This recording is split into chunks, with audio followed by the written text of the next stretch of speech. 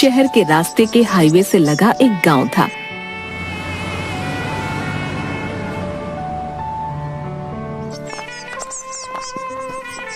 उस गांव में झुमरी अपने मजदूर पति और 10 साल के बच्चे कन्नू के साथ रहती थी। झुमरी अपनी शादीशुदा जिंदगी से बहुत परेशान थी। उसका पति रोशन जितनी भी मजदूरी में कमाता था वो उतना ही शराब में खर्च कर देता।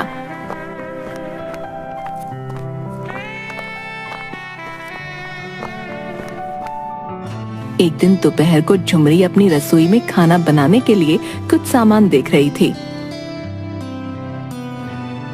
इस डिब्बे में कुछ नहीं है, अब तो दाल चावल भी नहीं बचा, आज मैं खाने में क्या बनाऊंगी। तभी कन्नू स्कूल से घर लौट आया और अपनी माँ को देखते ही बोला, माँ बड़ी जोर से भूख लगी है, खाने को कुछ दो ना। बेटा मैं अभी कुछ बनाती हूँ, तब तक जाकर हाथ मुंह धोकर आजा। कन्नू के जाने के बाद झुमरी सर पकड़कर बैठ गई। हे भगवान अब क्या करूँ, मेरा तो भूखे पेट गुजारा हो जाएगा, लेकिन कन्नू को भूखे पेट कैसे रहने दूं? तभी झुमरी ने कुछ सोचकर रात के बचे चावल को बचे हुए मसालों के साथ फ्राई कर दिया और कन्नू के आने पर उसे परोस दिया।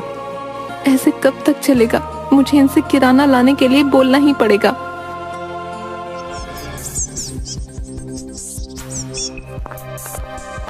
शाम को जब उसका पति काम से लौटा तो झुमरी ने उसे शराब के नशे में देखा। आज फिर आप शराब पीकर आए हैं, सारा पैसा आप शराब में बर्बाद कर देते हैं। घर का सारा राशन खत्म हो गया है, कम से कम आप जाकर दुकान से सामान तो ले आइए। सामान कहाँ से लाऊं? मेरे पास कोई पैसा नहीं है, समझी? लेकिन आपको परसों ही तो तनख्वाह मिली थी, आपने सारे पैसों का क्या किया? अभी राशन लाना है, कन्नू के स्कूल की फीस भरनी है। मेरे पास इतने पैसे नहीं है, कन्नू को स्कूल जाने की जरूरत नहीं है, समझी? मैं तो कब से कह रहा हूँ उसे मेरे साथ काम पे भेजा करो, लेकिन तुम्हें तो उसे पढ़ाने लिखाने की धुन सवार है। तो क्या आप चाहते हैं कि वो भी आपकी तरह मजदूरी करे? अगर वो पढ़ेगा तो कुछ अच्छा काम कर पाएगा। तो फिर तुम खुद ही उसकी पढ़ाई की व्यवस्था करो, मुझसे वैसे मत मांगो, समझी? लेकिन मैं कहाँ से पैसे लाऊंगी? इस तरह कई दिनों तक झुमरी और रोशन के बीच बहस होती रही। रोजाना रोशन शराब के नशे में आता और झुमरी और कन्नू को बुरा भला कहता, और अब तो वो झुमरी पर हाथ भी उठाने लगा। पैसे और राशन की कमी से कन्नू को भी कई बार भूखा ही रहना पड़ता। एक बार कन्नू कमजोरी से बेहोश हो गया।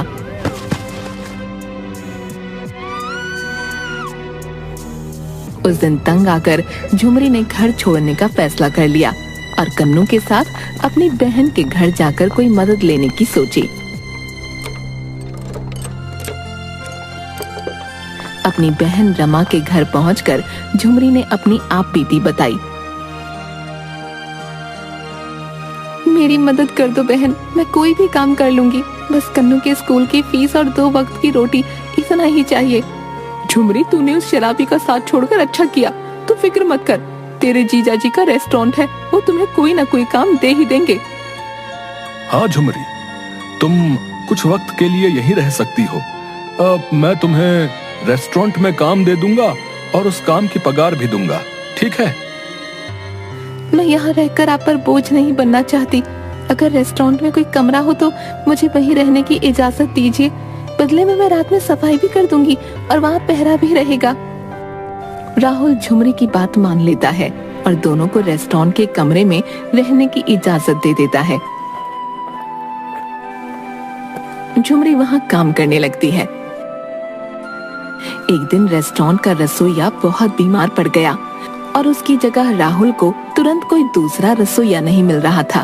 तब झुमरी राहुल को परेशान देखकर बोली, जीजा जी अगर आपको परेशानी ना हो तो आज का खाना मैं तैयार कर देती हूँ।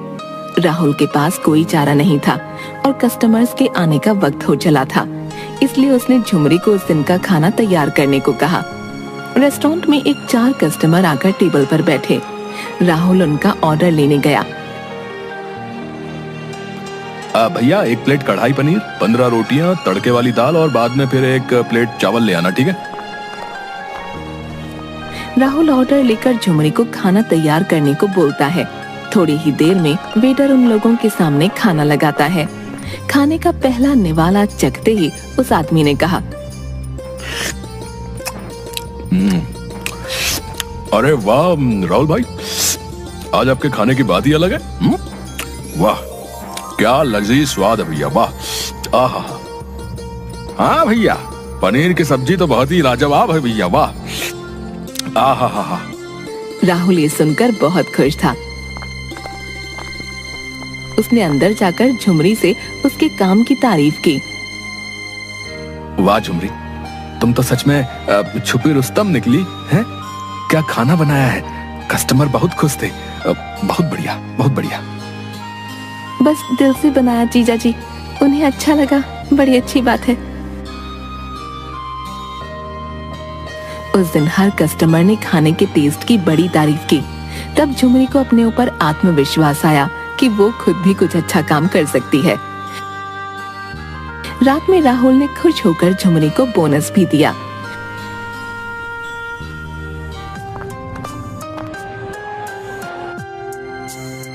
छह महीने में झुमरी ने इतना पैसा जमा कर लिया कि वो खुद एक छोटा सा काम शुरू कर सके। उसने एक दिन राहुल से कहा, जीजा जी, अब मैं अपना खुद का छोटा सा ढाबा खोलना चाहती हूँ। कन्नू बड़ा हो रहा है और मैं उसे आगे पढ़ाई के लिए शहर भेजना चाहती हूँ। ये तो बड़ी अच्छी बात है झुमरी कि तुम कन्नू को खूब पढ़ाना चाहती हो, लेकिन ढाबा खोलने के लिए एक अच्छी जगह की भी जरूरत होगी। मैं इस मामले में जरूर तुम्हारी मदद करूंगा, ठीक है? जीजा जी, आपने और रमा ने मुझ पर जो एहसान किया वो मैं कैसे चुका पाऊंगी। कुछ ही दिनों में राहुल ने हाईवे रोड के पास एक छोटी सी जगह झुमरी को किराए पर दिलवा दी और तब से चल पड़ा झुमरी का ढाबा।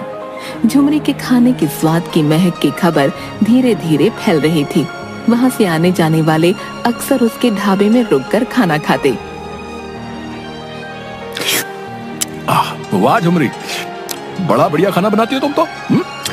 और साफ सफाई भी पूरी रखती हो, बहुत अच्छे। धन्यवाद आपका। झुमरी का ढाबा चलने से पास ही लगे 2-3 फास्ट फूड के स्टॉल मालिकों को परेशानी होने लगी, क्योंकि अब उनके कस्टमर भी झुमरी के ढाबे पर जाने लगे और उनकी कमाई पहले की तुलना में कम हो गई। वो तीनों एक शाम साथ बैठकर चर्चा कर रहे थे। अरे भाई, जब से इस झुमरी का ढाबा यहाँ लगा है ना, हमारी कमाई दमाई नहीं हो रही भैया। हाँ चाचा जी, आजकल मेरे ठेले पर कोई नहीं आता। इस झुमरी के ढाबे का कुछ करना पड़ेगा भैया, वरना हमारा धंधा ही चौपट हो जाएगा, है कि नहीं? मैं कहती हूँ मेरे पास एक तरकीब है। वो तीनों धीरे धीरे बातें करते हुए झुमरी के ढाबे को लेकर प्लान बनाते हैं।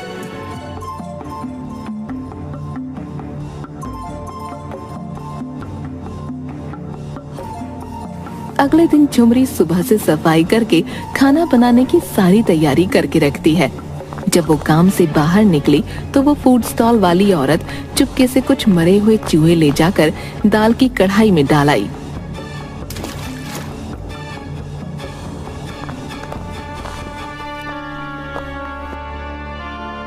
कन्नू ने ये सब खिड़की से देख लिया और सब कुछ जाकर अपनी माँ झुमरी को बता दिया। माँ, वो ठेले वाली आंटी ने मरा हुआ चूहा दाल के पतीले में डाल दिया। क्या सच में? अरे ये किसी को आराम से 2 पैसे कमाते हुए भी नहीं देख सकते। झुमरी चुपचाप उस दाल को बदलकर फिर से नई दाल पकाती है। इस सब से झुमरी सतर्क हो गई थी और उन 3 लोगों को झुमरी के खिलाफ कुछ करने का मौका नहीं मिल रहा था। एक दिन तंग आकर वो औरत बाकी दोनों से कहती है, क्यों ना इस झुमरी का ढाबा ही जला दिया जाए? अरे नहीं, किसी की जान का नुकसान हुआ तो मैं ऐसा काम नहीं करूंगा बाबा। मुझे तो ये सुझाव अच्छा लगा। झुमरी का ढाबा जड़ से मिट जाएगा और हमारा काम दोबारा अच्छा चलने लगेगा। हाँ। उस रात वो दोनों चुपके से जाकर झुमरी के ढाबे के आसपास मिट्टी का तेल डालने लगे। आज के बाद इस ढाबे का नामो निशान खत्म। उसी वक्त उस औरत से गलती से एक सामान गिर गया और झुमरी की आंख खुल गई। झुमरी उठकर बड़ी सावधानी से खिड़की के पास जाकर देखती है तो सारा माजरा समझ जाती है। इससे पहले कि वो लोग आग लगाते झुमरी वहां पहुंच गई। उसे देखकर वो दोनों बड़ा घबरा गए। मैं इतने दिनों से आप लोगों की सारी उल्टी सीधी हरकतें बर्दाश्त कर रही थी, लेकिन अब तो आप लोगों ने हद ही पार कर दी। आप यहाँ आग लगाने चले आए और ये भी नहीं सोचा कि मैं और मेरा बेटा यहीं अंदर होंगे। आप लोग अपना उल्लू सीधा करने के लिए किसी की जान लेने पर उतारू हो गए। क्यों राधा, तुम्हारी भी तो मेरे बराबर की बेटी है ना। तुम्हारी बेटी और तुम्हारे साथ कोई ऐसा करे तो? ये सुनकर उस औरत और आदमी ने सर झुका लिया। अगर मेरे ढाबे से आपकी ग्राहकी कम हुई है तो मेरे काम को खराब करने में ध्यान देने के बजाय आप लोगों को अपना काम अच्छा करना चाहिए। किसी के नुकसान में अपना फायदा नहीं देखना चाहिए। आज एक बार फिर मैं आखिरी बार आपको जाने दे रही हूँ, लेकिन अगर आपने कुछ करने की कोशिश की तो मैं पुलिस में शिकायत दर्ज कराऊंगी। झुमरी की बातों से डरकर और शर्मिंदा होकर वो लोग तुरंत वहां से निकल गए, लेकिन बदले की आग से तीनों और ज्यादा बिलबिलाने लगे। एक शाम को नहर के किनारे दोनों ठेले वाले शराब की बोतल हाथ में लिए। उस झुमरी को आज ऐसा सबक सिखाएंगे कि जिंदगी भर याद रखेगी भाई। उस दिन की बेइज्जती अभी तक मेरे दिमाग में घूम रही है भाई। उसको आज नहीं छोड़ूंगा मैं। शाम के खाने का वक्त था। झुमरी अपने ढाबे पर बैठे ग्राहकों को खाना खिला रही थी। ओह बहन जी, मजा ही आ गया आज तो खाने में। और क्या दाल मखनी बनाई थी आपने। हा 2 दिन तक स्वाद नहीं जाने वाला। ओ सौरभ दी ओ। धन्यवाद सरदार जी, बस आप लोगों का प्यार है जिसकी वजह से आज अपने परिवार को पाल रही हूँ। अच्छा बहन जी, अब मैं चलता हूँ। 12 बजे तक गड्डी हिमाचल के बद्दी में लगानी है। ओ छट्टू ओए, ओ चल जल्दी शीशे पे कपड़ा मार। और ट्रक वाला वहाँ से चला जाता है। ओ मैं निकला ओ गड्डी लेके, ओ सड़क पे ओ एक मोड़ आया, ओथे गड्डी छोड़ आया। ओए उसके कुछ ही देर बाद दोनों ठेले वाले झुमरी के ढाबे पर आ जाते हैं। अरे ओ झुमरिया, बहुत मचक रही थी उस दिन, हैं? आज तेरा हिसाब बराबर करने आया, समझी? उस दिन तुम लोगों को पुलिस के हवाले कर ही देना चाहिए था। तुम लोग सीधे तरीके से बात नहीं मानने वाले। आज तुझे बगल वाली नहर में धकेल कर तेरा किस्सा खत्म कर दूंगा मैं। ढाबे पर खाना खाने वाले सब लोग तमाशा देखने लगे, लेकिन कोई उन शराबियों को रोकने की हिम्मत नहीं कर पा रहा था। दोनों आदमी झुमरी से बदतमीजी करने लगे। तभी ढाबे पर एक ट्रक आकर खड़ा होता है। ओ बेवड़े, इधर उधर अकेली औरत पे क्या दौड़ जमाते हो हैं? अबे तू कौन है? निकल यहाँ से बे, नहीं तो हड्डी पसली एक कर दूंगा। ओए तेरी मानू मासी आँखा है। और रुक तू रुक। सरदार जी तभी उसको एक हाथ से बगल में दबोच लेते हैं और अच्छे से धुलाई कर देते हैं। ओ बहन जी, अब जमाना बदल गया है, अपनी रक्षा खुद ही करनी पड़ती है। ओ उठाओ डंडा और शुरू हो जाओ।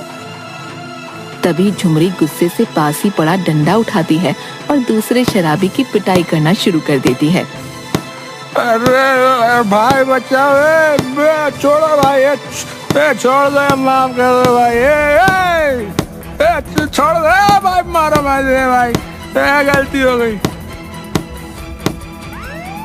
तभी वहाँ पुलिस आ जाती है और दोनों शराबियों को गिरफ्तार कर लेती है। ओ आओ जी, ओ इंस्पेक्टर साहब, और ले जाओ इन्हें और बाकी की खातिरदारी थाने में करो इनकी। अरे चल, अरे थाने को बहुत गर्मी चढ़ी है, हैं? ले चल इनको, आज जरा आन मिलो सजना करते हैं इनके साथ। ओ बहन जी, और ये तो अच्छा हुआ कि मैं अपना लठ यहीं भूल गया था और 100 से लेने वापस आ गया, नहीं तो न जाने क्या अनर्थ हो जाता। इसके बाद झुमरी ने अब किराए की जगह खुद की जमीन लेकर अपना ढाबा बना लिया और उसका ढाबा दिन रात तरक्की करने लगा। और झुमरी ने अब कई लोगों को काम पर रखकर उन्हें रोजी रोटी का साधन दिया और अपने बेटे को भी अच्छी शिक्षा के लिए शहर भेज दिया।